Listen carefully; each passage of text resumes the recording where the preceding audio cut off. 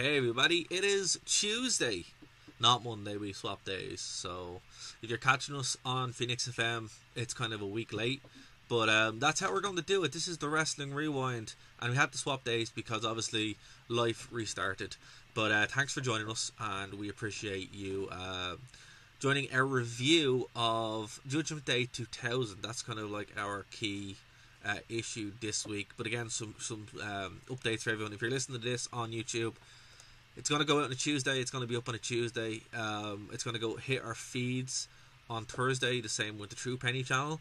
And if you're listening to True Penny channel, literally nothing has changed for you. But if you're listening on Phoenix FM, you're going to kind of get the show a week later. So my advice would be, check us out live on YouTube. nerdtoknowmedia is where you can find us. We're also on Twitch, nerdducks or nerdtoknowmedia. So no excuse for catching us live, for missing us live, shall we say. But we will try to update you if there's any change. Go over to Facebook, and the Wrestling Rewind is where you can find us on Facebook. We need to change the Twitter at some point, Dave, but we haven't got around to that. But we will. I know we do. Some people have been sending in suggestions. Some of them have been really great, but keep in mind, guys, they have to be under 15 characters. Yeah. That's why some of the great ones that we've got we haven't been able to use yet. But and the ones that aren't taken as well. That's also half a problem. Yeah. You should have seen Darren and I going through all the options, all the different spellings that we could use.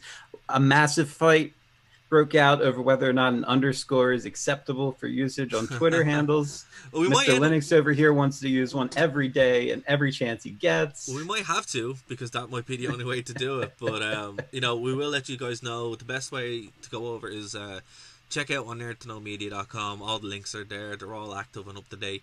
So that's probably the best way to keep in touch with us at the moment. Some change if you're listening to us on the network, because stuff has reopened. There's less shows than normal, but not a lack of content. There's tons of content there. But we're not going anywhere. We're still a weekly show, so don't worry about it. Okay, Dave, and we changed stuff up this week. We actually have a show plan. Oh my gosh, we have a show plan. Excuse the motorcycle going by. Maybe that's foreshadowing for some Judgment Day later that you're hearing outside my window. I thought you set that up. I thought that was like planned. No. But hey guys, it's a great day for wrestling. Welcome back to the only show hosted by fans that don't hate the product. And a big reason of that is because we watched the product when it was fantastic. Which again, you're starting to convert me. You're starting to convert me, man. I'm telling you, man. Like, it's so good. Like, this was like the peak of wrestling, and every time you watch it, just everything about the show, with the exception of some of oh my god, oh yikes moments, and there was one on this show. I was watching it just before we went live, and I'm like, I can't believe he said that. Oh, wow, I wonder if it's the same line. Okay, it probably is. Okay, yeah. But we have some kind of news to get to before we get into the actual like meat and potato of this. Oh, no. I know this is the segment where I read out news to Dave and he reacts. So look, we have not one, but two pay-per-views this weekend. Okay. Right. So we have actually really funny. I want everybody who's listening to go over to Google and type in Impact Wrestling, and the four things that pop up. So here's what people have asked. All right. Is Impact still on TV? Is Impact Wrestling still on TV? What has happened to Impact Wrestling? What day is Impact Wrestling? And is Impact Wrestling on UK TV? And I just thought that's great. It's like, are these nobody knows what happened to this product, and the answer to all those is it's on Twitch. Randomly on a Thursday, it just comes on. Randomly. Yeah. So if you follow them on Twitch, stuff just happens, and I'm like, oh, there we go. So yeah, I was so super curious what the answer to those questions were going to be. That's the answer. I didn't know myself. That's the answer. It's like, yeah, it's all on Twitch, and they have an app, and that's pretty much how they run their show now. I mean, good for them. Bravo, TNA, Impact, whatever you are. Bravo. I don't see the point. I'm like, lads, what is the point here? You're like, okay, right, so on June the 2nd episode of Impact, it was announced that Slammiversary would take place the 18th. Where no venue was confirmed, it's expected that the event will take place at Skyway Studios in Nashville, Tennessee, where all Impact tapings have been recorded since Rebellion due to COVID, due to the pandemic, which we can't name. Yeah, so what I love about this is, Dave, right? Literally everything has gone wrong, so far, outside of the pandemic. They don't have a world champion because their world champion just left, and then they fired someone else as well. Right. So it's like, as you do. Yeah. So what's it? Originally, Tessa Blanchard was supposed to defend the Impact World Championship, but she's just gone. And they also released the termination of Dave Christ and Joey Ryan, for what's been going on there. On the June 30th edition of Impact, it was announced that Austin, Edwards, Trey, and the Mystery opponent would each face each other for the vacant championship at Slammiversary. I mean, that's great. Yeah, so we still don't know who the Mystery opponent is. I still don't even know who this mystery company is that we're covering for some reason. Well, if not their biggest show, it's their second biggest show of the year. But here's what's confusing, right? You're gonna love this, right? So they have an Impact World Championship, right? But they also have a TNA World Heavyweight Championship. None of them have any affiliation with NWA anymore. I mean, that went out of existence. I'm just learning this. So on the same card, right? There's this vacant Impact World Championship. But then there's also an old school rules match, which I don't know what that is, for the TNA World Heavyweight Championship, where Moose is defending against. Guess who he's defending against? Oh, Moose. I mean, he's got to be. No, I'm not going to say what. He's got to be defending against. I can't even. Matt Hardy. I have no idea. Close. Tommy Dreamer. Oh my gosh. Tommy Dreamer. What? Your boy. Yeah. But. He is. What's he doing over there? He just shows up sometimes and has matches. I'll never understand Tommy Dreamer, to save my life. I love him. I think he's phenomenal. I'd love to have him come on the show sometime because I enjoy House of Hardcore. Yeah, I'd love to have Tommy Dreamer on the show. It'd be really fun. I know he was offered an office job at WWE. Why are you still doing this to yourself, man? You have your company. It's very successful. I mean, I know right now. I don't know, but hey, you know what? What do the Buddhists say? To judge another is to drink a cup of poison and expect someone else to die. I'm paraphrasing briefly. So hey, all the best to you, buddy. So I've been reading this. I've been researching here, right? Going through this Wikipedia article, which is insanity. Whoever wrote this is like more power to you, buddy. But at night 2 of Rebellion, Moose interrupted Michael Elgin while wearing the old TNA World Heavyweight Championship. And then he proclaimed himself to be TNA World Heavyweight Champion. So finally, they're doing what I've been doing for the past 10 years, calling it TNA. I was right. Just keep going. Just like I'll be right when Sting walks out and faces the Undertaker. Oh my goodness gracious! Ye of little faith. I'm just saying. No, I have a lot of faith. I have faith in Taker's words. Unbelievable. You know what this reminds me of? What? And I know this is a wrestling show, guys. I will only talk about it for 2 minutes. But UFC held their first Fight Island show this weekend, which is what I watched this weekend. Man, this reminds me of The Rock giving the BMF belt to one guy, and then he challenged for a title at the show. And it's like, one title is legitimate, one title is really just honorary. What's really happening here? I don't know. Okay, hold on. It gets better, right? Okay, I'm listening. So, pulling it for... Okay. He defended it against Hernandez, Suicide Twice, and Crazy Steve. After their match with Steve, Tommy Dreamer came down to check on the injured challenger, but Moose kicked Dreamer in the side of the head and pummeled him with strikes. Once Dreamer recovered from the assault, he cut a promo on Moose saying that he was the natural God-given talent of a professional athlete but lacks the passion and drive for his profession. He went on to cry for a while. No, he didn't. He went on to say that he created a title for himself because he couldn't win any, despite Moose winning the now defunct Impact Grand Championship 2 times. This man... What is going on? Oh my god! I'm so glad I don't have to recap stuff anymore, man. Do you know what it's like to try and keep track of that in your head? So Moose took exception to what Dreamer said, saying that his remarks are slanderous and defamation of his character, threatening to sue him and the company unless he's given an apology. The next week, Dreamer formally gave Moose a written apology along with some backhanded remarks about his behaviour. Moose would interrupt him and then say that the TNA Championship Committee, which is a thing apparently, has now proclaimed him the number one contender to the TNA World Heavyweight Championship, and they'll face each other at Slammiversary in an old school rules match. I'm in. Oh my god! You're in. Heath Slater is also here apparently in the reunion of Team Canada. Oh my! Okay, my mind's being blown by so many things. I'm into this. Oh my gosh! Fully. This is going to be the best. Aces and Eights apparently are back. Oh my god! Of course they are. Why wouldn't they be? What? Carl Anderson and Gallows are here for some reason with Eric. Oh my god, lads! Oh my god! So apparently these are coming in. So this is the big tease now for the show. D'Lo Brown is back. Oh, good for D'Lo. He was great in the 90s. Oh lord. He actually was. No, he was. You know what? I wasn't into this at all like beforehand, but now this is brilliant. It's such a cluster that how can you not at least tune in? Then again, I don't even know how to tune in.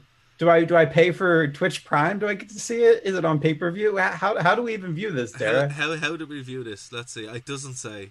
There's no information for no information how to buy it.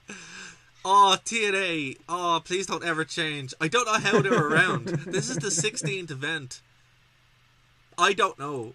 Someone help. Like, what are they doing? I'm lost. Why? Like, I just have so many questions about this. I'm like, why are you still running the show? No one's going to be there. And, like, legitimately, no one can be there anyway because of the virus. But it's like, for the first time, it's probably not going to make a difference. Who is paying for all of this to occur? I don't know. Like, I'm like, who's been scammed out of the money for this to run? I'm not saying that TNA is a scam. Allegedly. But it's like, who's this for?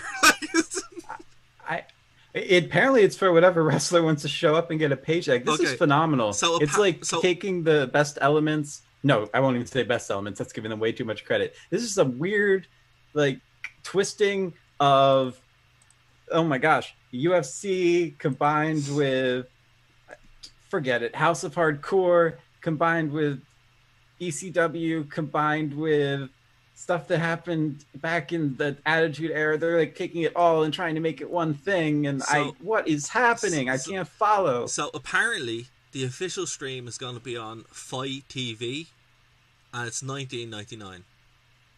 It's actually very reasonable. Is it?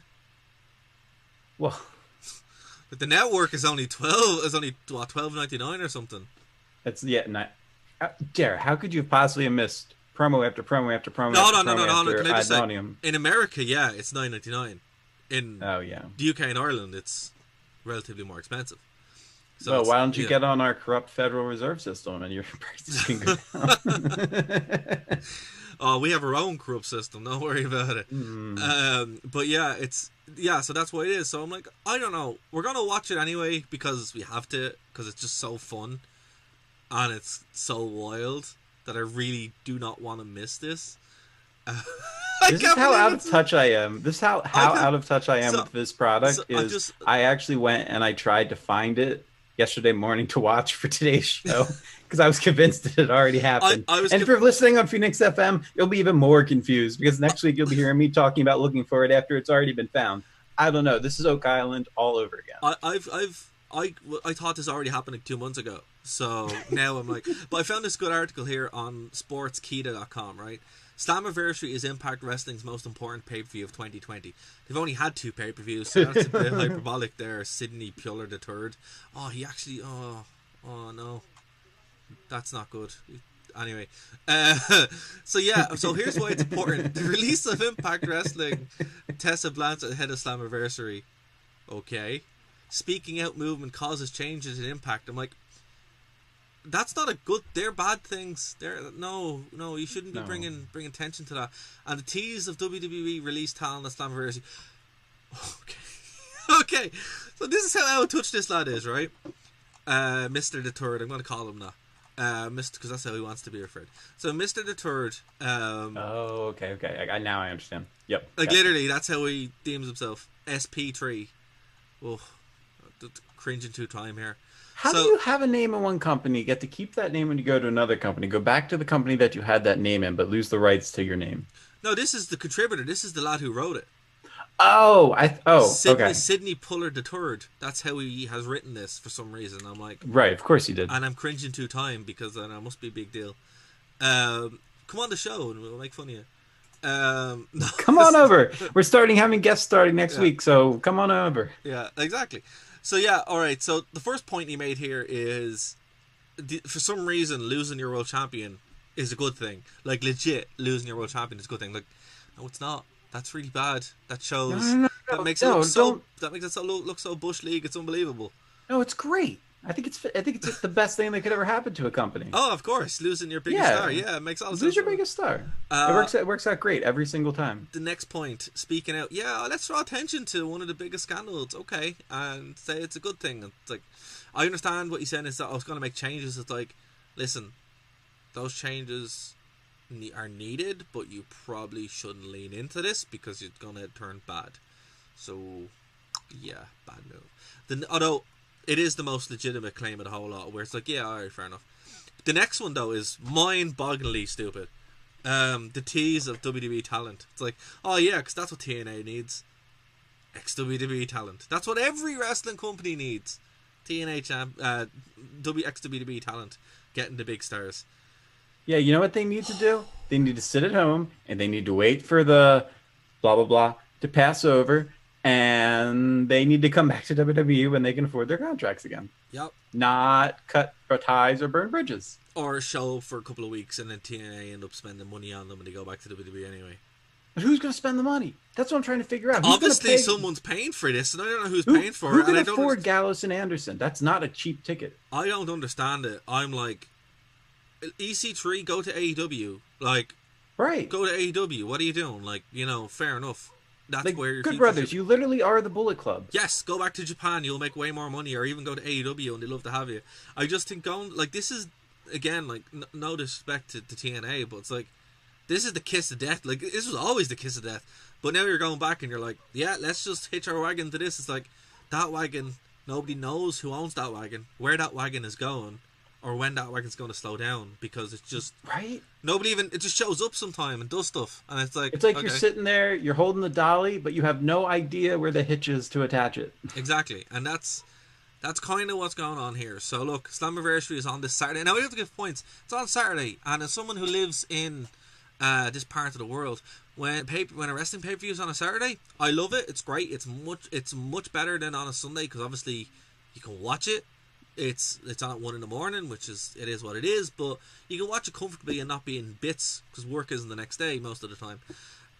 So yeah, I think it's great, but it's literally the day before Extreme Rules. So it's like, ooh, not only is it a show that's kind of thrown together, but it's also going against a WWE show. This isn't going to go well for you, my friend. Oh, good. We need to get into this preview, speaking of Extreme Rules, because I'm kind of more excited for this than I should be. What I will say is, right, Slammiversary was always the show. I've loved the Slammiversary rewinds that are on TNA, and this is on their TNA Twitter. So, look, open invite to anyone from TNA that want to come on, or any TNA fans that want to come on and talk about it. I love their historical stuff. And but here's the thing: no King of the Mountain match. Which is dumb. Yeah, it's like, do a King of the Mountain match. It's like that's like removing money in the Bank from WrestleMania and making its own pay-per-view. Are we going to get a King of the Mountain pay-per-view now? No, because they've only done 2 pay-per-views this year.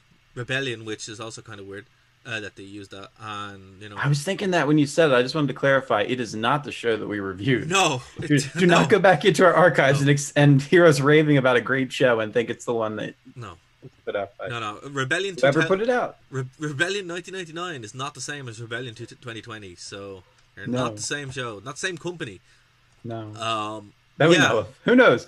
That I feel like we're actually able to disparage is the wrong word, but I feel completely comfortable criticizing this company because I have no idea who I'm criticizing. Look, I don't know what's going on here. I'm gonna watch the show. And I'm gonna be openly, like, we're gonna review it openly, but I just think it's hilarious that none of this makes sense, They have 2 world championships for some reason. They're calling themselves TNA and Impact at the same time for some reason. The match that the show is known for is not there, and in the main event, we don't know who's there, and my door's opening for some reason. Your dog loves to come in. Yeah, I don't know what's going on. I think it's haunted. Yeah, no, I think it is my dog that's coming in again. Anyway, it just hears you talking about TNA, and it's like the Grim Reaper is just trying to creep up on you. Yeah, my cat is over. Oh no, my cat got off the bed. It's definitely not her. She's not big enough to be able to open the door. Yeah. So I don't know what. Let's move over. It's not creeping me out at all. Maybe you start using a virtual background, mate. I wish I could. I can't because of all this crap. But the good news is we're building a studio at the moment, so I actually will have a proper virtual background. But there's just too much crap. All this is gone, which is great. Gonna get rid of all that. Finally. Yeah, one day once the blah blah blah is over. Yeah, we'll just be able to clear it all out. But it's just like, it's just all there. The worst part I was gonna say, we need to actually do one of these, together. There's things some ancestral stuff I want to visit anyway, so we could. Well, I don't know, man. Like, my plan is to go back over to the States once this clears, so hopefully I'll be able to do it. It was cool. Like, that was one great thing about Adam. When Adam was over here with his family, we actually got to do an in real life show, and we didn't record it. We didn't do video at that time, so at least now we did.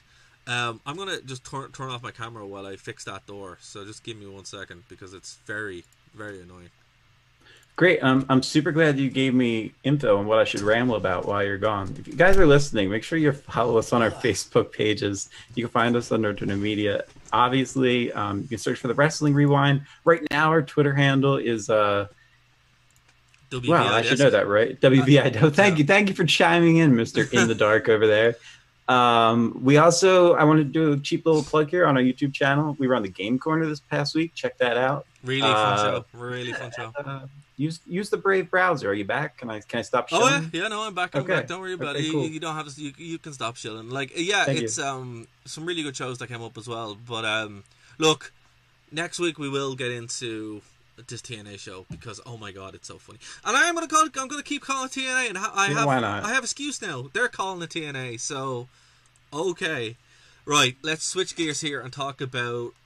Okay. Here's another stupid thing, right? And this is why we like to go back because it's not offensive to your brain. Wow. So okay, this show was called The Horror Show at Extreme Rules. I love it. What are they doing? Like, it's just so dumb. You know what though? We said this about the greatest match ever, and it turned out to be pretty darn good. Yeah, I don't know why they went with the big tagline. It's like, what are you doing? It's so stupid. But what's cool about it is it's at 7 Eastern, which is cool. I like the way now the shows start at 7 rather than at 8. I do as well, and it's just a much more natural fit because it's 12 o'clock for us, so I can actually watch the whole show. Even into the full, in its entirety without being wrecked. Although Money in the Bank was hilarious when it was only like 2 hours, and you're like, oh, it's over. You realize the entire show is just a promo for the Undertaker documentary? Yeah, it's the most brilliant thing they've ever done. It's crazy. But okay, so this was originally supposed to take place in San Jose, California, but obviously it's not. It's in the Performance Center in Orlando, and oh boy. Oh boy, indeed. Yeah, so... Hey, when's Fyter Fest? That already happened. Oh, did it?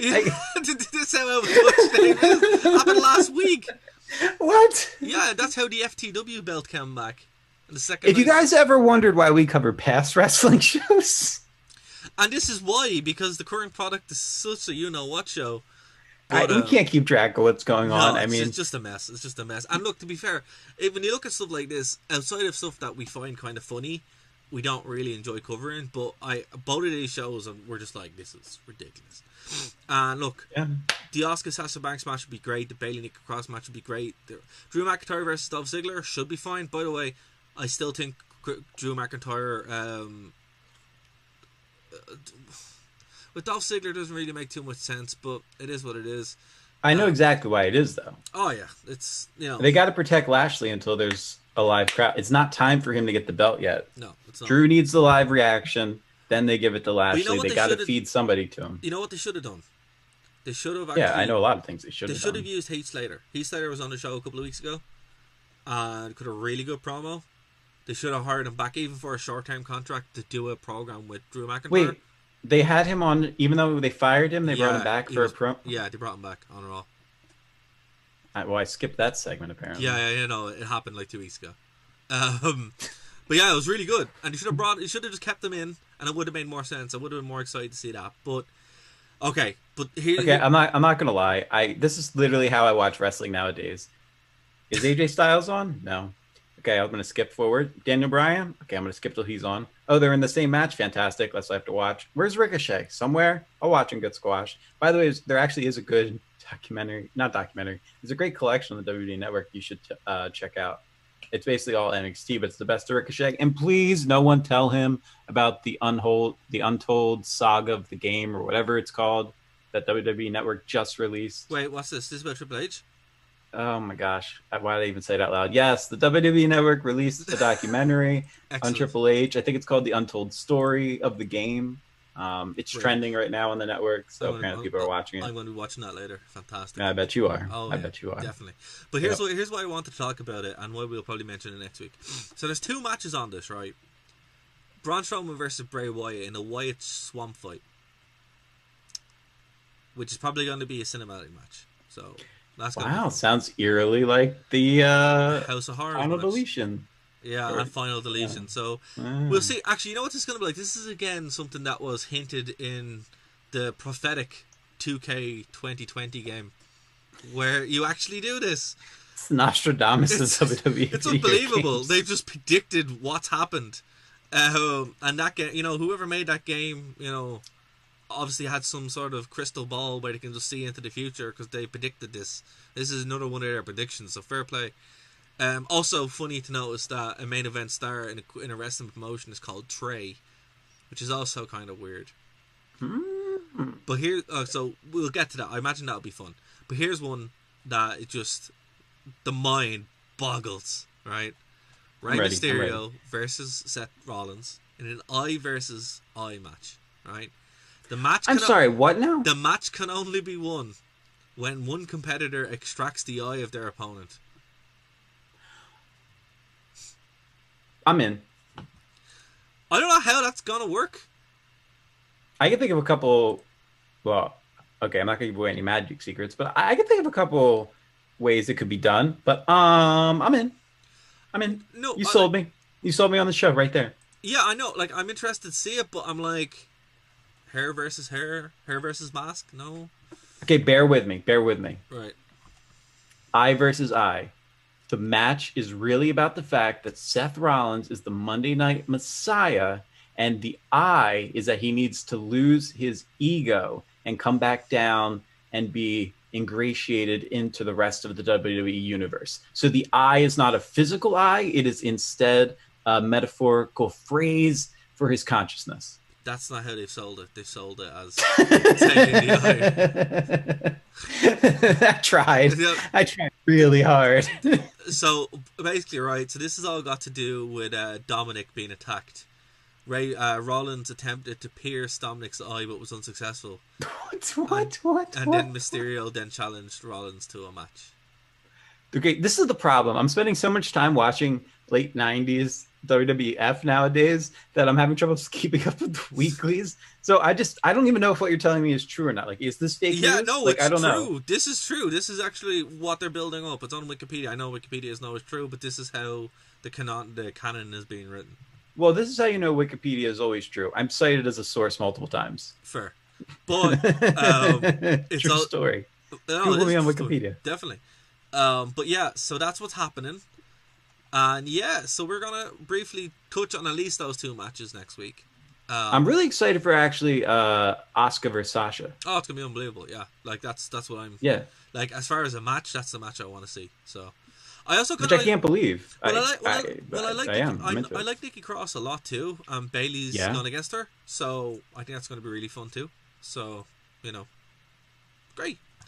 Right, let's kind of reset here and go back to the rewind segment of the show, which is Judgment Day 2000. So, this is my favorite part of the show that we do, where we get to watch it. And I'm really glad we picked this one, because initially I was just like, oh yeah, it has the return of the Undertaker, but then I forgot how good the show was when I went back and watched it. Oh my goodness. So I hinted at it, but man, do we take the hard break now, or do we take it? I don't even know how this works. Oh, we don't have to. Well, we don't have to take a hard break. Well, we just did. We'll just pretend we just did. Okay. We don't have to take so a hard welcome break. back. Wow. The first thing I would say, even before we jump into this review, is I am falling in love with an era that I watched as a child and didn't really absorb. Yeah. Like in my head, I had this idea that the best of the WWE was like 2003 to 2016. No, not even I close. could not be more wrong. Yeah, not even close. Like and that's the thing, you know. It's kind of hard to, because it's weird. Like I obviously watching wrestling my whole life, but really having an awareness. Like I remember staying up and watching this with my cousin, like live, and then I got a VHS of it from my grandmother. Yep. And it's just like I remember super clear, but around 2000 is when 1999 is when I kind of like smartened up to it, you know, where like you're watching it. 1998 till about 2000 is when you really start kind of waking up to it, and you really start to enjoy it and appreciate it. And I'm really glad it was around that time, because like for me, I said it multiple times, 2000 is the best year for WWE, like ever. Without a doubt. It's very possible. Like without a doubt, 2000 is just phenomenal. 2001 I really liked too, but for different reasons. 1999 as well. The end of 1999 to like WrestleMania 17 is the best period for wrestling, and that's also got to deal with like everybody loves that period as well. And there's a reason for it, because it's so good. But I think a lot of it gets washed with, you know, rose tinted glasses. Sure, So, people go overboard. Yeah, and make it seem like it was some. It's not that the product currently isn't good; it's that it's just so different, and different's not always bad. It's just different's not bad. It's just the way the show was, top to bottom, is so completely different that it's like you're watching a different show. Because you are, like, effectively that's what you are. Like, there's this weird perception that wrestling is wrestling, and it's like, yeah, it is, but it also isn't. You know, here's a thought: when you watch stuff from this era, because basically, I also watched my whole life, but I watched early '90s when it was very cartoony, and then the Attitude Era crept up. Well, so did I. But the difference was, you still thought it was real. Oh, absolutely, and that's I still the difference. You know, kayfabe lives. Yeah, well, no, but like you're a kid, you watch it the same way you'd watch the Power Rangers or. Wherever you're like, oh, this is just a show, or it's real, you know. That you're that's not great smart. You said that, because I actually kept my Power Rangers action figures in with like my Hulk Hogan action figures when I was little. The same kind of thing, and that's the difference, you know. Yeah. When this was coming around, you were more aware. You were like, well, I was 11 or 12, so I was kind of more mature than that. So now again, should not have been watching this when I was 11 or 12. You know, and that's what I was trying to explain. Like, I watched it was very cartoony. Then, you know, when you're 10 years old, sometimes your parents have more say over what you watch. Well, back then, at least, your parents have more say over what you watch. Well, not in Ireland. So I wasn't allowed to watch. Not in Ireland and the UK, which is unbelievable. Like, everybody's watching wrestling. You know, I watched this. This was just what everybody watched as well. You know, and then you go back and you're like, oh my lord. This is unbelievable. So that's kind of one thing that, you know, we'd always kind of joke about, but it's also true. And having the ability to go back and watch these shows now, you're like, oh, this really makes sense. You know, it kind of puts the good in with the bad, but also the context of the era. Like when you're, and we're going to be fair and not just go, hey, it's lame because there's no crowd, because that's a cheap shot. Even if there was a crowd, it's so sanitized now that. And look, even still, the matches are better. Like, all the matches aren't great. There is actually 2 fantastic matches on this show. But the actual current product has classic in-ring matches every week. Actually, so I think there are 3 or 4 really great matches on this show. But I was going to ask you, do you feel like, because we've talked before about how now it seems like it's more about the fans putting themselves over. Like, this is awesome, has to break out before a match even begins. It feels like wrestling 1999, 2000, 2001 was just more grassroots, more organic, to use political terms. Yeah, well, it felt more kind of like it it It wasn't felt some. more like you were going to attend an event, not be the event. Yeah, but the event was aware that you were there, Mm-hmm. and that's the difference. Like the crowd, like for example, even with the signs, you watch, Oh, they're so good. but no, but they exist. That's what I mean. Right, There's no right, signs when you go to WWE shows, and well, again, you know what I mean. We're not right, right, talking right, about right. now. We're talking about in modern WWE. Like it's not a thing. You know, any Well, and they show. were so You know, creative. yeah. But again, what happened over the past couple of years? WWE issued a mandate to take signs off people, Mm-hmm. and it's like you're kind of killing a massive element of the show, which was a big part of it. Monster Mutt 93 chimed in there. The signs are a staple of it, all right. Yeah, they were. You know, Oh they yeah. were one of those they were one of those things that you could go back to. Now again, some of the signs, oh my god, like unbelievable. Like, and I'll Are you keep. the game one? Are you thinking about the game one? I'm not thinking about anyone specifically on this show, but if Well, you, I am. what one are you thinking of? Go on. I'm not going to say it, but Okay. I will type it to you. And if you saw this one, you can acknowledge it. Was it the game is an F word? Oh yeah. Okay, yeah, it is similar on that. Yeah, uh, yeah. To be fair, stuff like that was thrown. Slurs were thrown around a lot, so I kind of Yes. understand why they don't do signs anymore. But you know, they're still on the network, which is unbelievable too. And they stopped blurring the They're still, WWF logo. which is I brilliant. I'm love. so glad they actually just paid the World Wildlife Fund money. Because yeah, it just will take away so much from the show. But look, again, like a lot of this stuff is the context of its time. Slurs wear thing as such.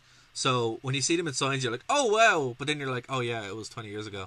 You know, so you're like, I suppose Yeah. it was just part of the culture, I suppose. Um, yeah, so fun times, I suppose. I never understood the point of blurring. It was always so confusing to see. The reason why Monster Mutt was because they didn't want to pay them money. The World Wildlife Fund owns the term WWF, owns the trademark WWF. So every time they use WWF, even in the past, they would have to pay them. And eventually WWE were just like, look, we'll just pay the money for it. And that's Yeah. what they've been doing ever since. It's the same reason why when you check out some of wrestlers or events that had licensed music, it's sometimes not always there, which happens in this show It does, with The yes. Undertaker. The Undertaker's came back with Kid Rock. It's not I on there was like, anymore. what? I was so excited for that moment when he Yeah. rides out. I was like, Yeah. where's the Kid Rock? If you It's listen, funny during. if you listen very, very, very intently, you can hear the Saboteur riff in the background. But Okay. it is kind of ruined because it's like, oh, it takes away so much of it, you know. But also, here's one thing and I do want to get V and Vuso on the show because I bring him up every week. Love V and Please. Fuso. Do check out his show. He did a retrospective of The Streak recently, and Oh, it's like 4 hours long.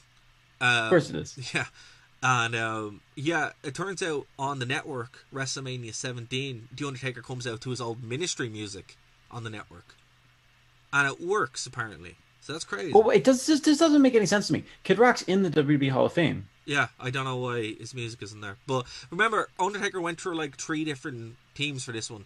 He had American Badass, which, to be fair, is the one I actually liked most. I think it suited the character most. I don't know. We got to keep rolling, man. Roland was good, but never really fit.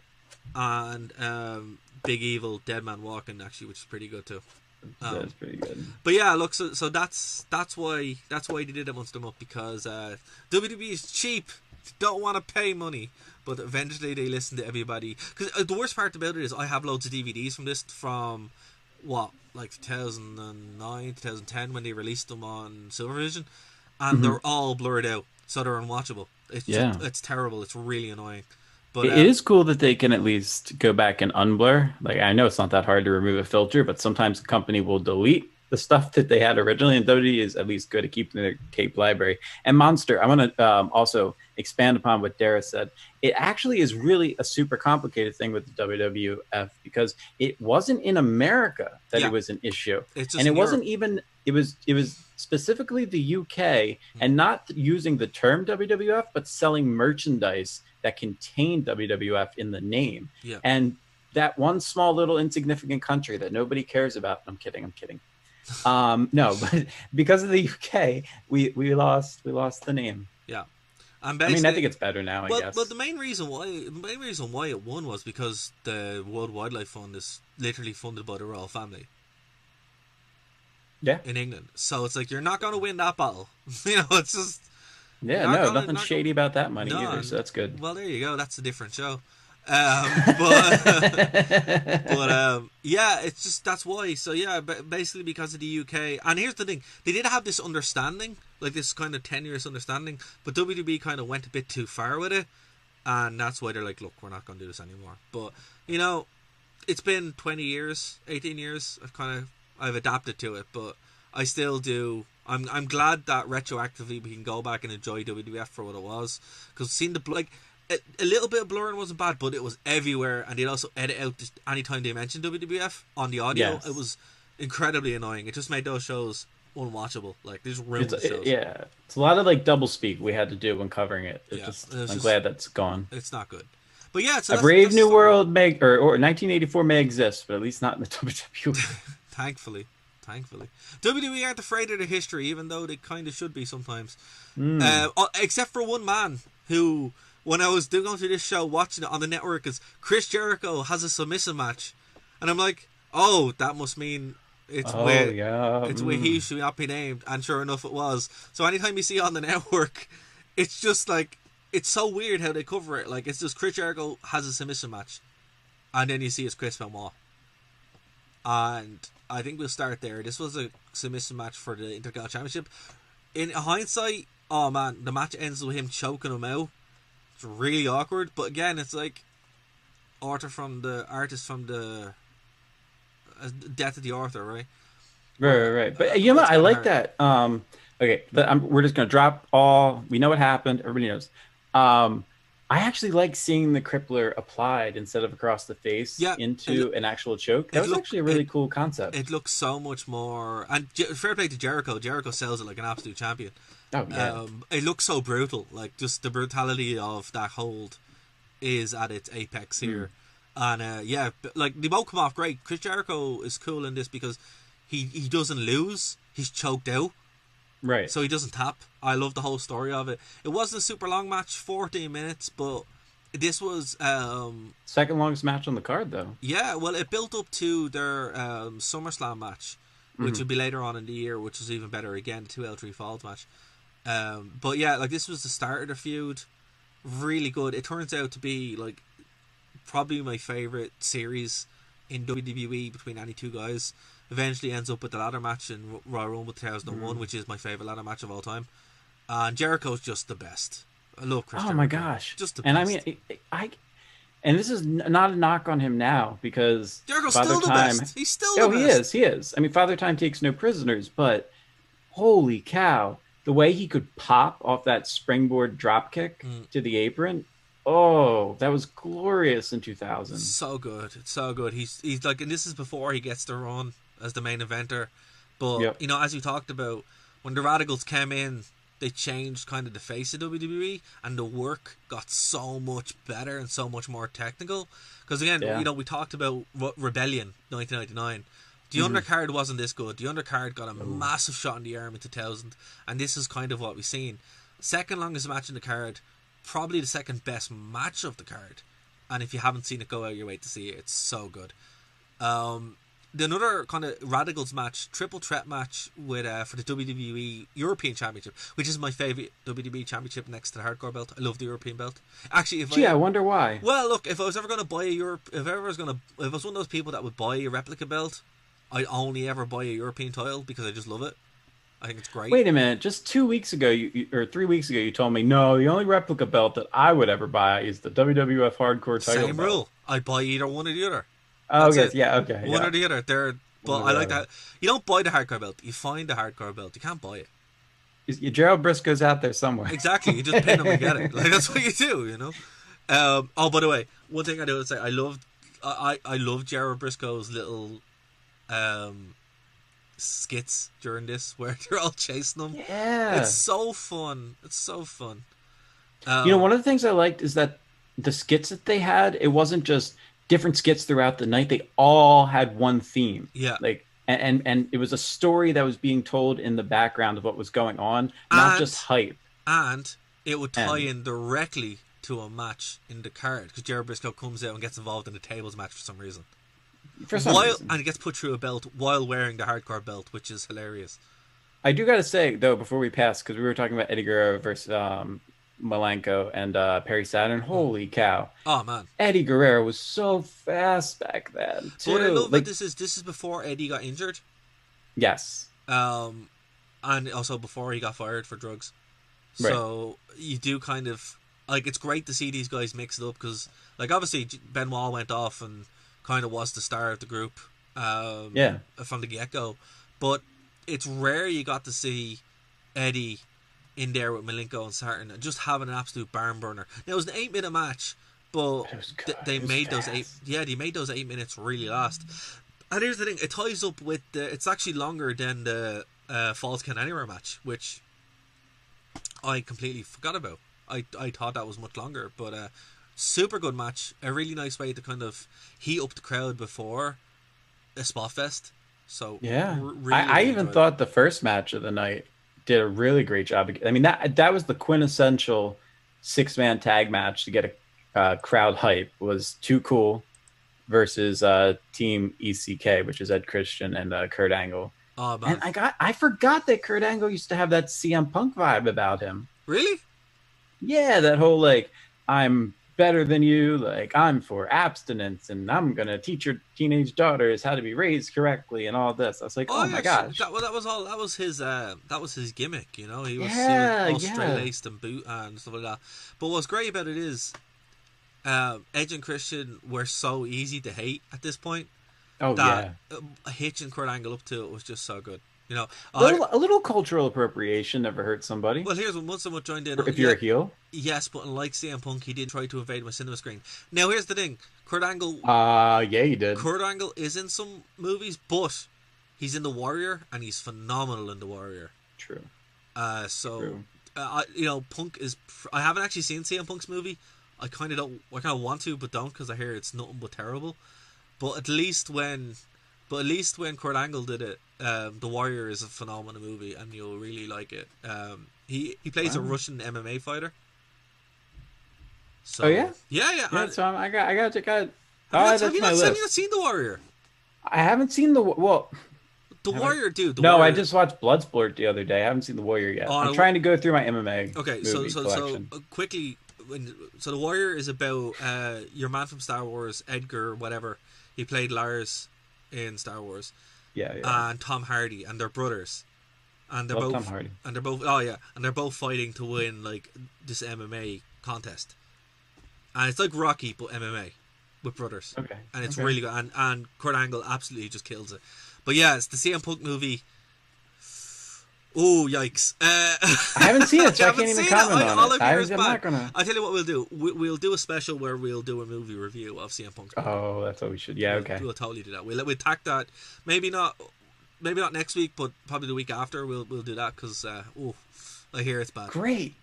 That's what people want. Well, look, I didn't bring it up. Yeah, okay. So going on to the Falls Count Anywhere match. Really good with Shane McMahon. Shane McMahon, the quintessential heel here. His best run is 2001. Yes. Super fun. Big show. Absolute monster. When did he get his music? Because I noticed he came out to his dad's theme. He got his music after WrestleMania 17. Okay. Because 17, he still... Actually, if you watch WrestleMania 17, it's a lot of No Chance in Hell. Yeah.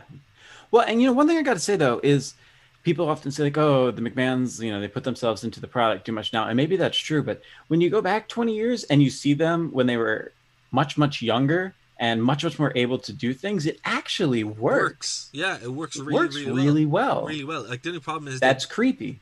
That we just did that together, but yes, it works really well. It works really well, and that's the thing. That's what people kind of liked about it. It's just they didn't step away. It's the wrestling thing. They didn't know when to leave it alone, so they just kept staying in the product, and it got worse and worse and worse. Once someone chimed in, the people do want it. It's fun to talk about terrible things. Yes, it is. Case in point, TNA. It's only fun to talk about terrible things if you're not financially invested in them. Then it's very true. Then it's upsetting. We might have to move our original plan. Well, our original plan for next week to 28th, and just do what we were talking about earlier in this show for next week. Fair. Okay, that's fair. I'll take care of that. Cool.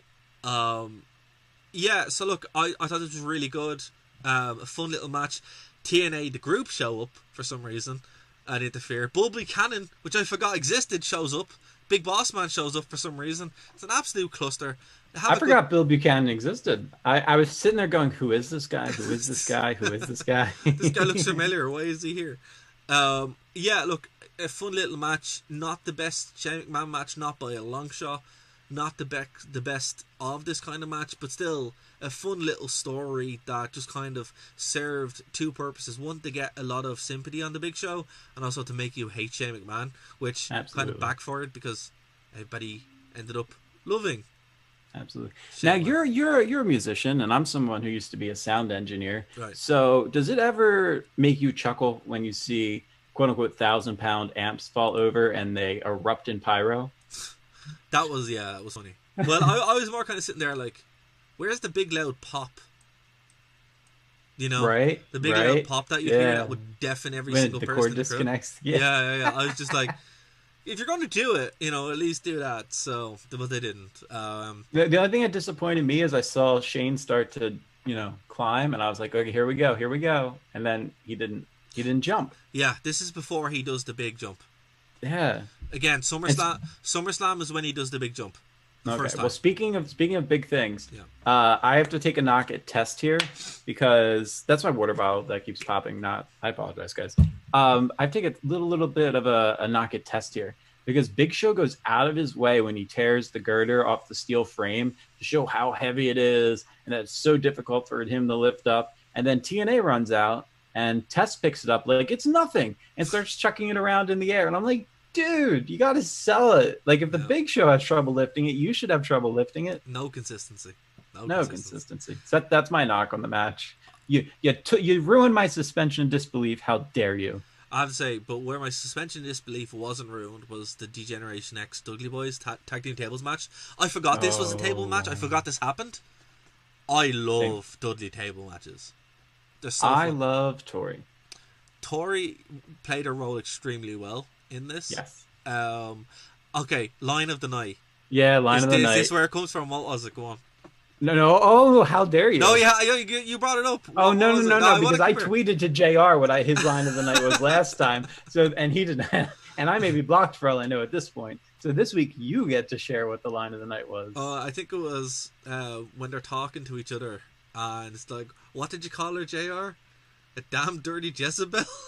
That was it? Oh, that wasn't it. Oh, was it? Oh, was it when he called her a B word? Mm-mm. Okay, go on. No, it was after the match, and the Dudleys set up a table to put Tori through it. She's going to get a lot of hard wood tonight. Was that it? I'm like, JR. Like, I expect that from Lawler, right? Yeah. From JR. Yeah. And that's another thing. Oh my gosh, like the commentary. Jim Ross is still he's a legend. He's still amazing. I will still listen to him talk for hours. But man, I don't even want to say that he you guys know what I mean. Yeah. I don't even want to say it. You know what I mean. He says stuff that I don't think he said. I think it was being fed to him. I just mean the how quickly and how fluidly and how fast he could. Oh yeah. No, like here's the thing.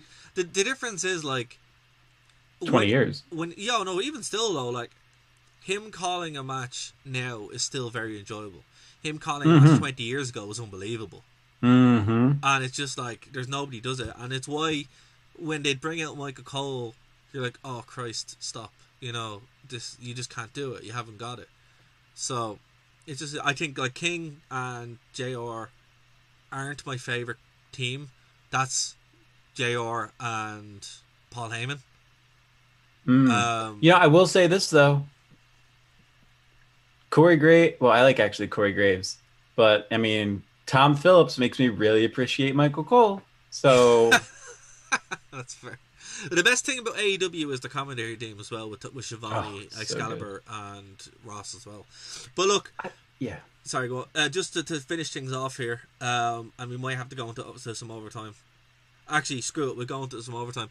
Guys, if you're listening on Phoenix FM, we are going to go into some overtime, because we have to. I thought we could get out of start talking about trips. And again, if you are listening to Phoenix FM, go over to Nerd to Know Media. What are you doing? Go over to Nerd to Know Media where you get everything first. And you get to interact with the live chat. We're live every single Tuesday at 6 p.m. and of course the show goes out at 8 p.m. Thanks to the True Penny channel for hosting us as well. And we'll be back after this short break. And we're back. Shortest break in history, if you're watching the stream. Okay, let's get on to the main event. That was our shortest break. Oh man. Yeah. Okay, so no, what I will do is unbelievable. The reason why the breaks are so small is because I haven't gotten around to doing the ads yet.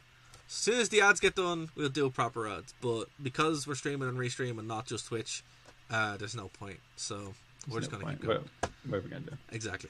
Okay. So let's get to the main event. Yeah, where to start in this match. So again, well, actually, hold on. Before we get into it, throughout the whole night, there was these promos of these like three little girls being spooky through the whole night. Very Shining-esque. The whole night. Very Shining-esque.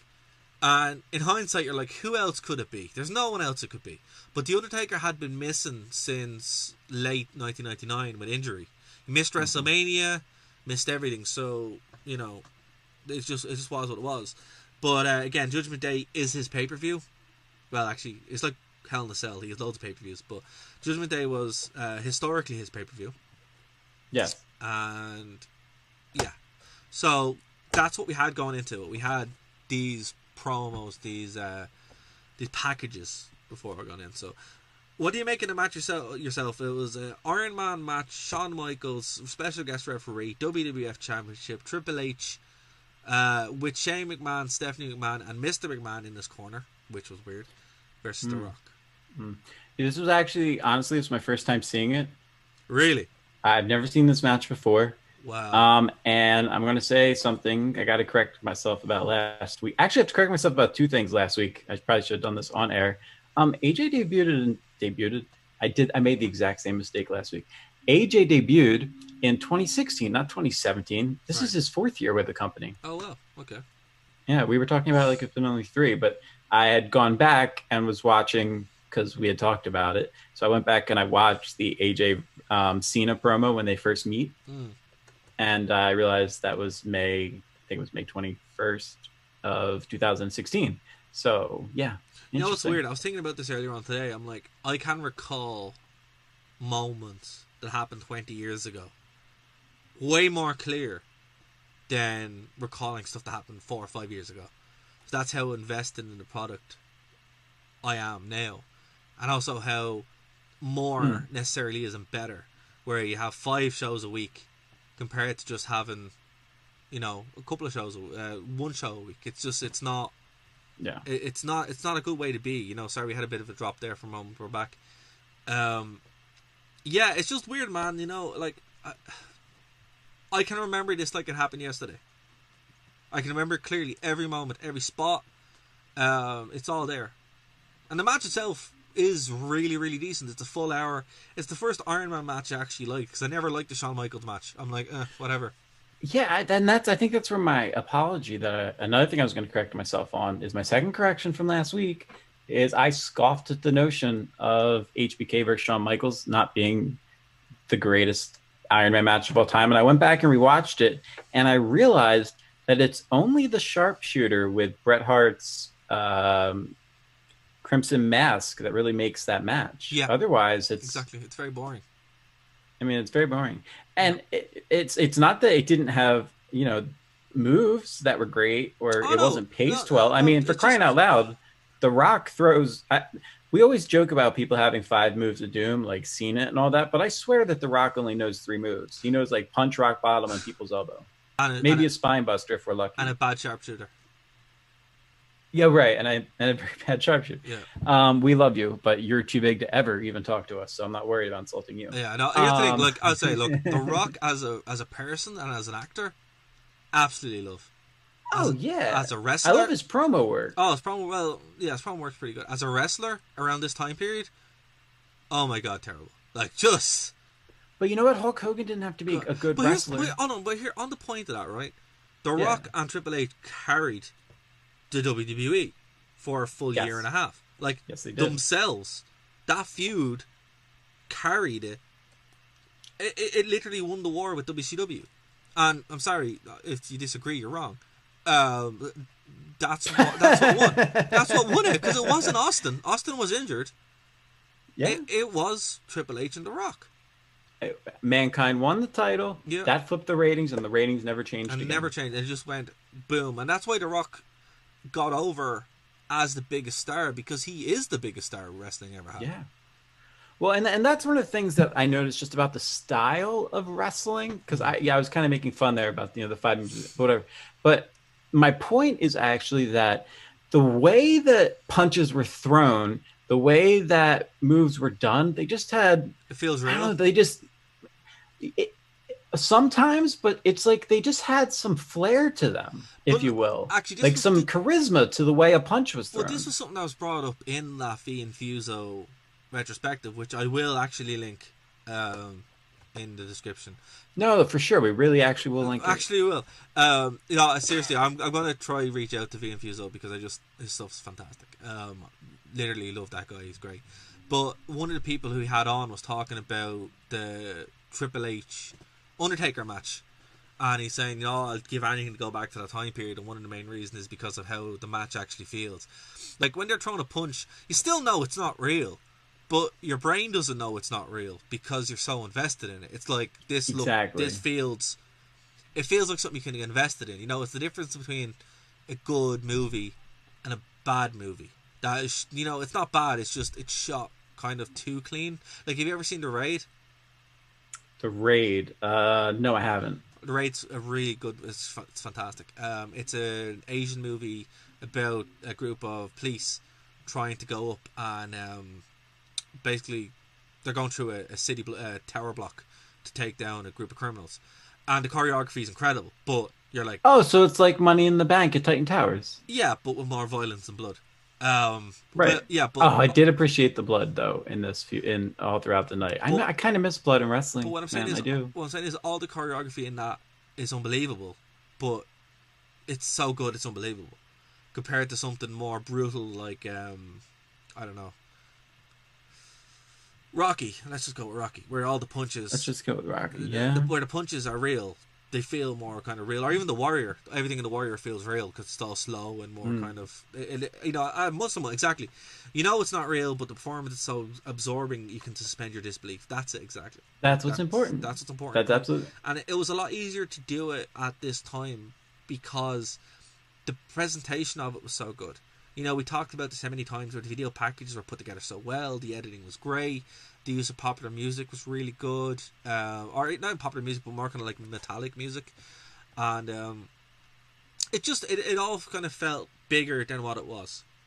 Two guys in a ring, and I will agree the use of blood really helps. Like there's a bit where both of them are just absolutely cut open. Triple H just starts bleeding for some reason, which is kind of weird. The Rock makes sense because he gets busted open with a chair.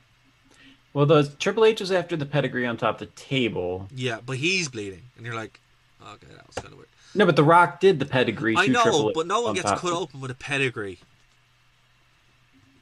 How dare you? I just wait! Well, I'm not defending Triple H.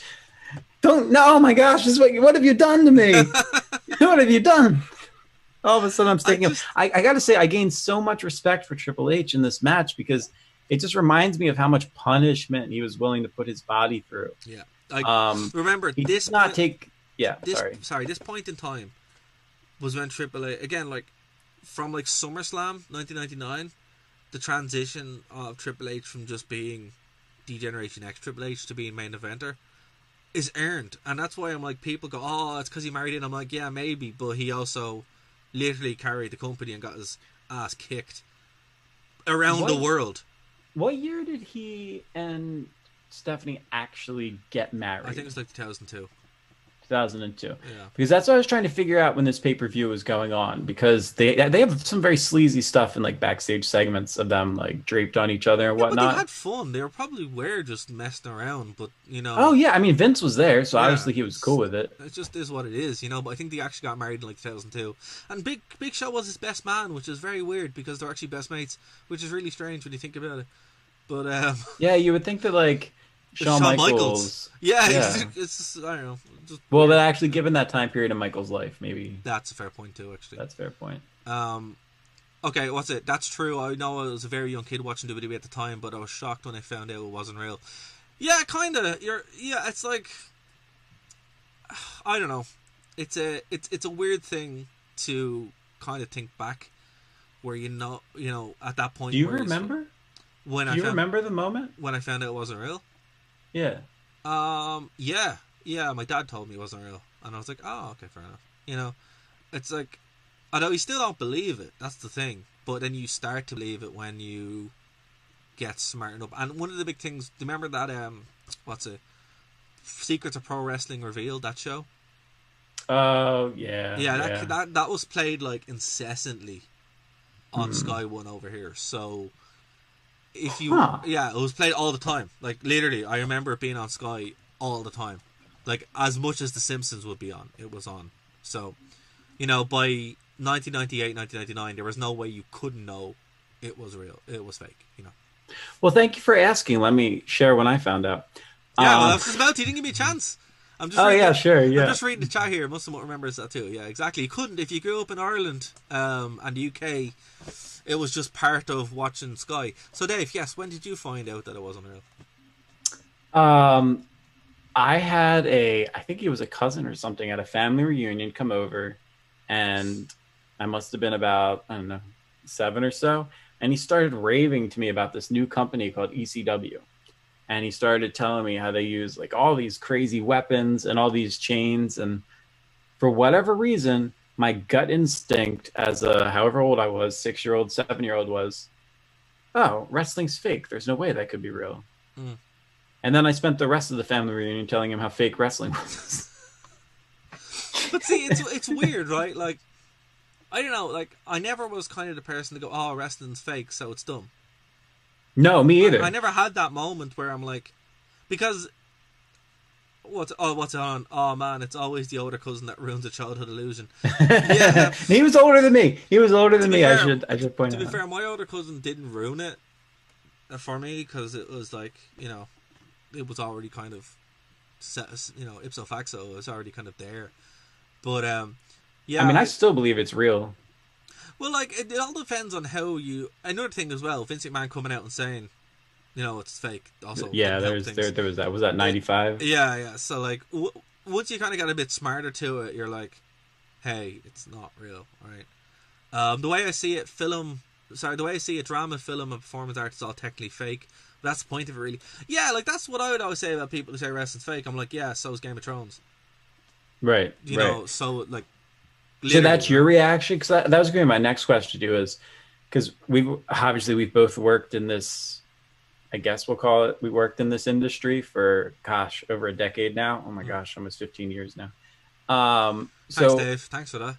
Yeah, you're welcome. So I'm same age as you, bro. Yeah, I know. So it comes with a territory that at some point somebody's going to come up to you and say, well, wrestling's not real. So what is your immediate response? And I'll tell you mine after. What's your immediate response when somebody comes up to you and says, wrestling's not real? So why do you spend your time doing that? So are movies. Okay. It's like, that's it. Like, or another one. Yeah, I like my sport fake. Which is it's one of those. I like that one. It's one of those two. Yeah. All right. I whenever somebody comes up to me, if they see me back when they saw me recapping when I was in college watching the shows, but somebody comes up to me and says, wrestling's fake, right? My reaction to this day is always, wait, what? It is? I quit. I'm not going to do this anymore. I had no idea. Like, I just lay the sarcasm on as thick as heavily possible. Like, well, you don't think I know? Like, honestly. But one thing I do like about that, Dave, I think like there's this weird kind of swing around It's actually like kind of what happened with Pokemon. Remember when you were in school? I don't know if you were a Pokemon fan or not when you were a kid, but oh my gosh, are you were you red or blue? Oh, I was blue. We're not friends anymore. I did finish red though. I just got blue. That was the thing. That was the first thing I got. Okay. Yeah. Who'd you start with? This is a totally different show on this network, by the way. I started with Charmander. Bulbasaur. Oh, really? Yeah. Yeah, see, Bulbasaur is like the mid one. The easy one apparently is Squirtle. And then the hard one is Charizard. But, you know, Charizard's a dragon and he's cool, right? So, yeah. But I like the allure of Venusaur. And that's what I wanted. So I wanted that solar beam power. Okay. Fair. And now that we're out of Kanto.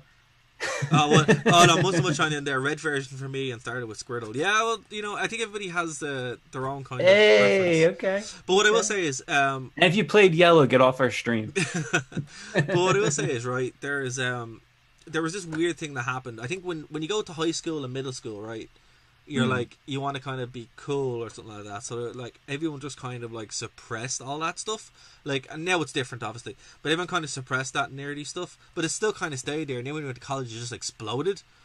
And I think that's kind of happening now with wrestling, where everyone about our age is like, oh, yeah, actually, I really like wrestling. Because the amount of people that you talk to now who are our age are like, oh, yeah, I was watching this, that, and the other. I'm like, what? You were watching WrestleMania? Why?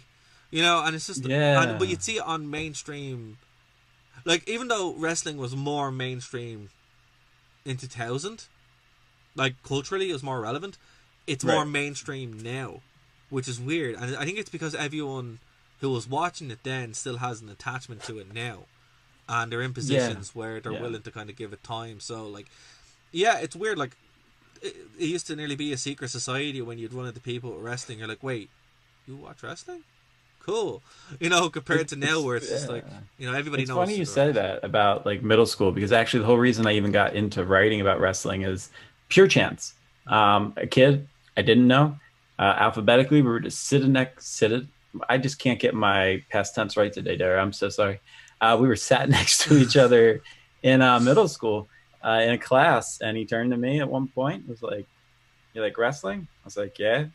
He was like, you can tell when people are starting to push the boundaries, trying to like feel you out. You know, I live near Philly. This isn't relevant to you if you're in Ireland, but Philly, obviously the Eagles is the big football team there. And he's like, I'm a Cowboys fan. I'm like, dude, I'm a Cowboys fan. So we had like two things going, right? And the final nail in the coffin, there's a soap opera called General Hospital. And he's like, when I get home from school, my mom always has General Hospital on and I watch it. I was like, dude. And to this day, he is my best friend. Similar thing with myself and Gary. I remember we were working in a cinema at the time, locally, and it was around the ladder match. One of the Money Bank ladder matches. It was the one that Punk won, I think, and the one in Orlando. And I was like, "Hey man, I have to get this shift early because I'm going back to watch something." And he goes, "WrestleMania?" I'm like, "Yeah," and that was it. And then that's kind of how it happened. And yeah, we just became friends ever since. So yeah, it was crazy. Like, but that's kind of what it was like. So now that it's more socially acceptable, like with Pokemon, like, everybody loves Pokemon, which is weird.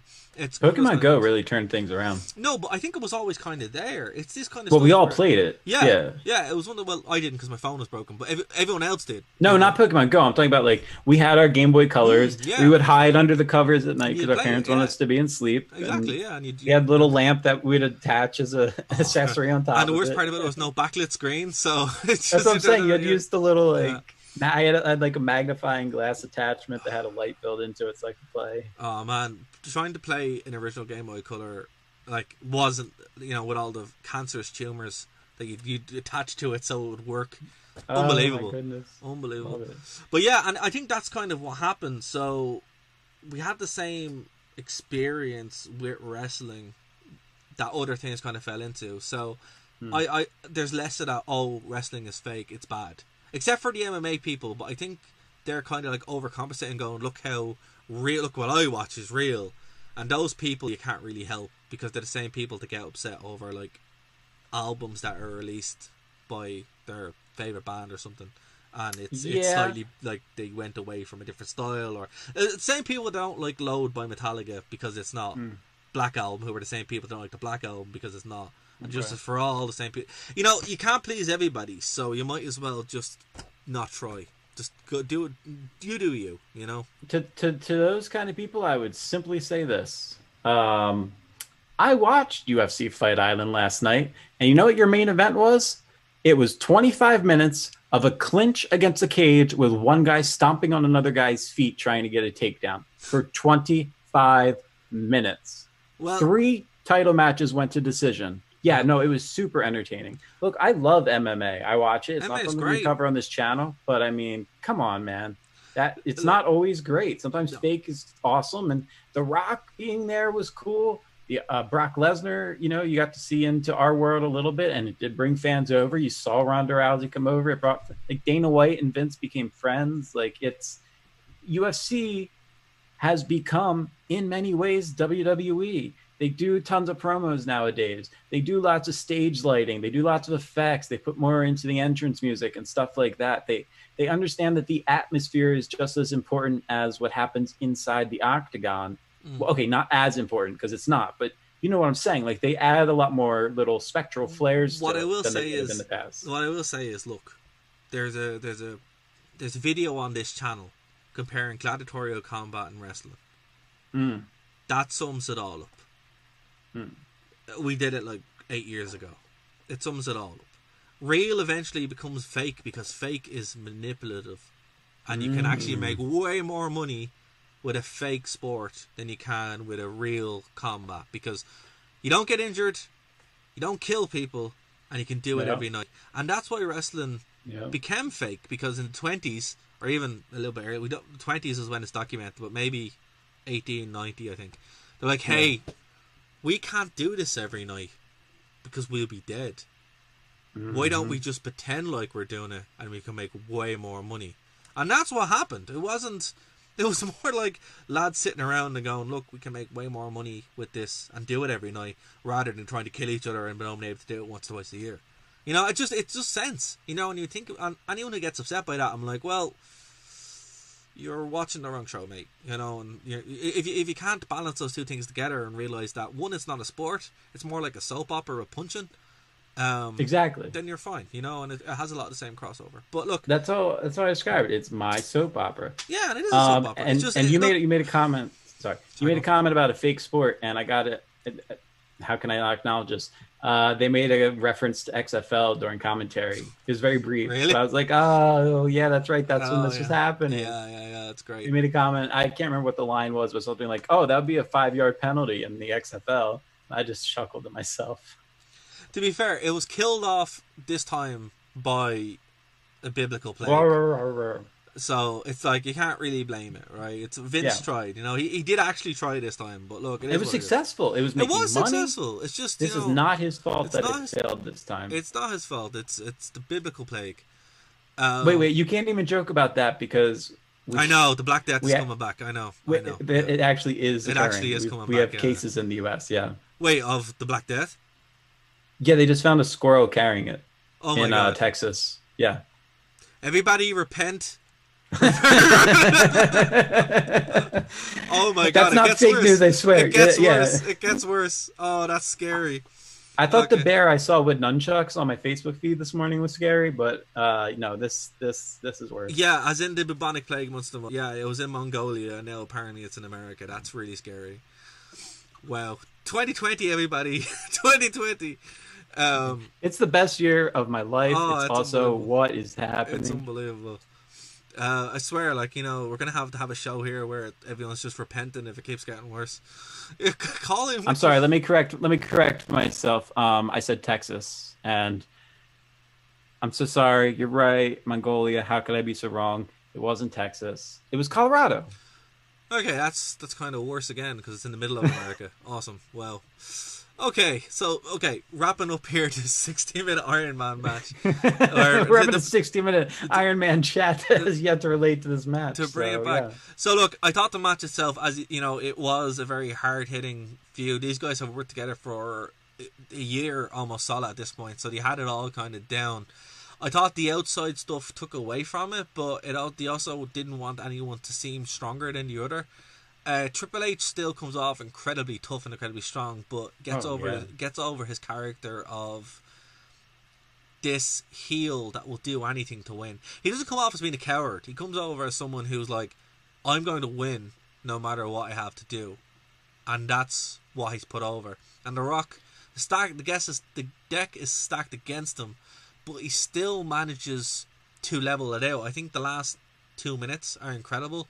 This match really is a case of 2 minutes, where he is two folds behind, and if it's a tie, it goes Triple H champion advantage, and he manages to actually get it. He gets the pinfall. Like Triple H, The Rock gets counted out. The Rock wins by pinfall after people's elbow, and they're tied. So The Rock gets the count out and gets the pinfall. So they're all tied up, and there's a smudge in the ring where all of them come in. Stephanie McMahon, all of Degeneration X come out, and then there's a bell that rings. And this promo, and to be fair, they should have really hit the lights, but I think the lights being on kind of adds to it now, watching it more and more, because you're like, what is going on? This seems crazy. And the promo plays. Yeah, because you would have known, right? Oh no, you actually you didn't know quite.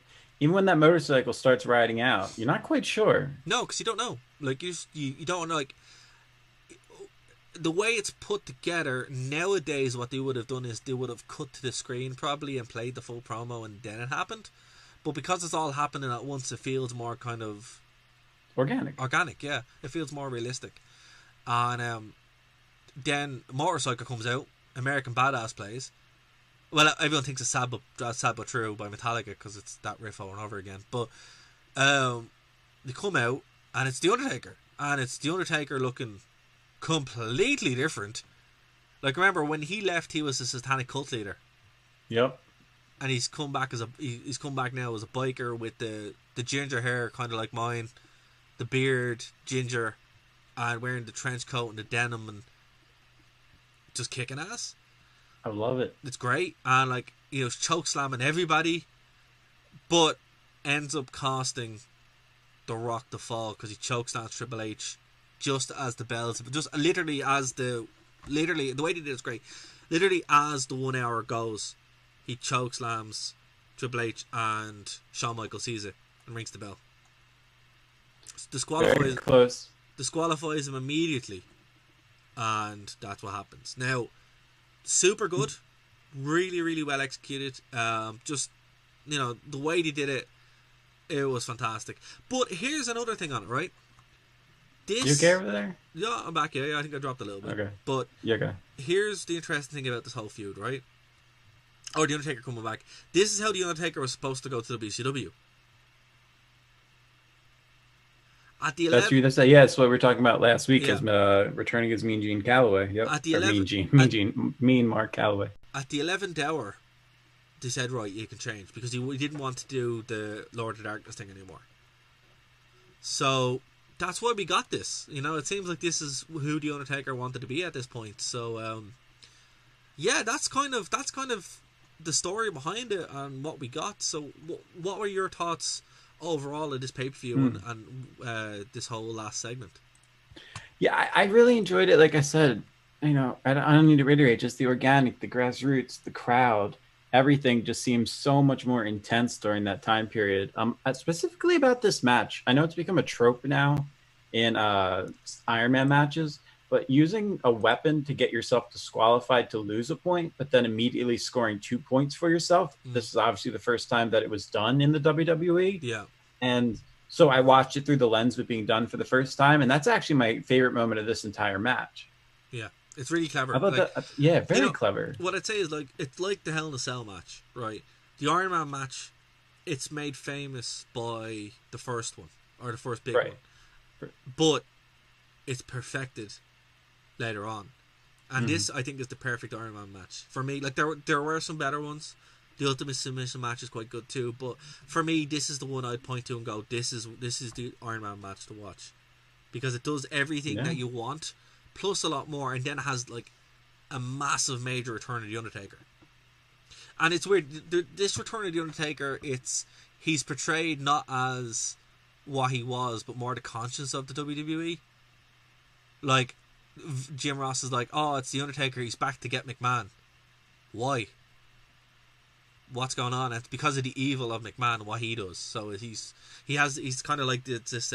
He truly is like the Grand Judge, the Grim Reaper, the WWE. You know, it's kind of like he's the conscience of it. You know. Yeah, he's coming back instead of being, the dead man who's like taking souls. He's almost coming back as the purifier. Yeah, exactly, and that is what he kind of stayed until. Well, actually, no. Even when he came back as the dead man, he still would be that kind of character for the WWE, where the worst characters would have to go against them or something like that. You know, like with Edge, for example, that was the whole base of that feud, where Edge was such a you know what, that Undertaker would sort him out, and that's kind of what he would say. Funny thing about it is the actual the poster of this is Kane. Does not appear on the card. Yeah, it absolutely blew my mind. Which is unbelievable. Now, do you think there was a red herring to make people think that the promo was about him that they'd been showing? No, but I think this was a case that they had this done so far in advance. They just didn't want to change it. That's right. You know what? That's true. We live in this world now where you can pop together stuff in a day, 30 minutes. Yeah. Like again, like everything printed and sent out. 2000, you're still printing stuff. Yeah. Like magazines were a thing. Actually, newspaper ads were a thing. Billboards. I remember this show. WWF magazine used to come out. And I used to get WWF magazine. By Vince Russo. Yeah. Well, not at this point because he was gone. Well, edited, but yeah. But I remember they used to cover the pay-per-views, and it'd be the only place that would have like the really good quality pictures of the pay-per-view, because all the indie magazines you get would always have terrible, like really, really poor lit pictures. One day I'll tell you some good stories about PWI, or about PW Insider, and why Pro Wrestling Illustrated, that's what they're called, not the website. Right. I have some good stories to tell one day. Fair. Yep. Yeah. And why you should never go by any of their rankings. That's fair too. For anything ever. But what I will say is, it's like, yeah, I remember this being covered in that, and it's, it's just funny when you think about it, like how different the world is through that lens. So be honest though. Did you ever call the hotline? No, it couldn't. It's in Ireland. That would have cost. Oh, you would have got your legs broke. Like, not only would have been expensive, but it also would have been, add on international charges. No way, man. Never that brave. Never that brave. Once I'm trying to in there, I think I had a couple of WWF magazines too. Yeah, it was very popular over here, I must say. Raw was less so. Raw was always one I'd pick up if I couldn't find WWE magazine. Yeah. Never was really a fan of that. But yeah, that's going to do it for this edition of the show. We went 90 minutes. So, thanks for joining us on the stream. Once more, thank you very much. Mom, I had to call Vince McMahon. Fair. I think my mom would have broke my legs though if I had to try to use that. Just the fear alone of that just went terrifying. But yeah, look, Judgment Day. If you haven't seen it, go on the network. You'll have a great time. It's so much fun. From top to bottom, it's a fun show. There's no weak matches. The weakest match is a tables match. So that says a lot. And it's just a good time. If you haven't seen it in a couple of years, go back and watch it. We have a couple of things coming up next week and the week after. A couple of guests coming on. We'll let you know what they are in the comments below. Dave and myself will moderate those. Or if you want to reach out, go over to our Facebook page or Twitter. nerdtoknowmedia@gmail.com is how you can reach us as well for anything you want to add to the show or just in general. And don't forget to like, subscribe, hit that bell, and all that good stuff. It really helps us. Dave, is there anything you want to plug before we get out of here? Yeah, follow me on Instagram at @TheDaveStevens. TheDavestepens. No, really, I juggle. Follow me. I want followers. Do it. Do follow them. And again, if there's anything you want to plug, if there's anything you want for us to review, look, if it's on the network, we'll definitely watch it. Yeah, we'll definitely do it. If it's not on the network, we'll try. But let us know, because there's so much there, and it's so much more fun than the current product, which is confusing and scary. And in a time where the bubonic plague might be coming back, I kind of want to live 20 years ago. So that's why we're going back, because it's super fun. Remember, guys, this is the Wrestling Rewind, the only wrestling show brought to you by fans who do not hate wrestling. We'll be back next week here on Nerd to Know Media, the True Penny channel, and of course Phoenix 92.5 FM. Bye, guys.